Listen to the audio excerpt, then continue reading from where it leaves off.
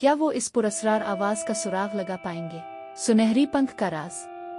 Pop और cocoa खजाने के साथ वापस अपने घोंसले में पहुंचे, लेकिन उनके जहन में एक ही सवाल घूम रहा था, ये सुनहरी पंख किसका है? सुबह वो दोबारा नक्शे का जायजा ले रहे थे कि अचानक एक तेज झोंके के साथ पंख हिलने लगा, जैसे किसी जादुई ताकत ने इसे हरकत दी हो। कोको, ये पंख खुद हरकत कर रहा है, पापी ने हैरान होकर कहा। शायद ये हमें किसी और जगह ले जाना चाहता है, कोको बोला। से एक सुनहरी चमक निकली और अचानक नक्शे पर एक नया रास्ता नमूदार हो गया, जो जंगल के एक गहरे हिस्से की तरफ इशारा कर रहा था। लगता है हमें अपनी मुहिम दोबारा शुरू करनी होगी, पापी ने मुस्कुराते हुए कहा। पुरस्कार जंगल की तरफ। पॉप और कोको फौरन तैयार होकर नए रास्ते पर चल पड़े। जैसे जैसे वो जंगल में दाखिल हुए, हर तरफ पुरस्कार सरगोशियां सुनाई देने लगी।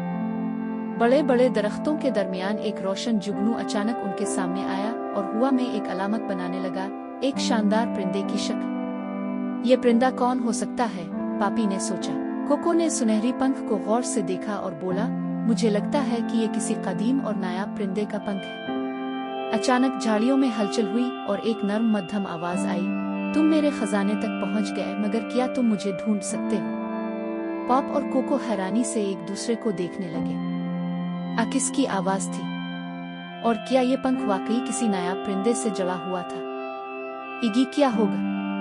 पॉप और कोको की मुहिम जोई एक नए और बड़े राज की तरफ बढ़ रही थी। क्या वो इस पुरस्कार आवाज का सुराग लगा पाएंगे, और क्या उन्हें वो हैरत अंगेज परिंदा मिलेगा जिसका ये सुनहरी पंख था? आज जानने के लिए इंतजार करें अगले हिस्से में।